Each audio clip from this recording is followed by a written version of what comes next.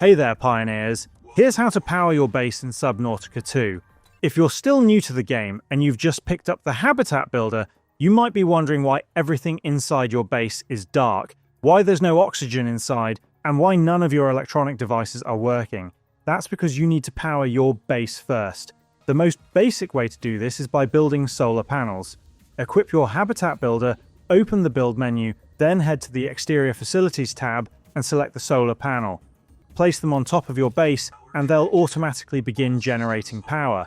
However, solar panels only provide electricity during the daytime unless you also have power storage devices to act as backup batteries for your base. A more reliable method of generating power is by building hydroelectric turbines in strong ocean currents near your base. Ocean currents appear as these swirling disturbances in the water. Keep in mind that the turbines are basically useless if they're built outside of a current, so make sure to place them directly inside one. You'll know the turbine is generating power if the number displayed on top changes from 0 to 12. If your turbines are located far away from your base, you'll need to create a power grid using power transmitters. Start from your base and connect a chain of transmitters leading toward your turbines.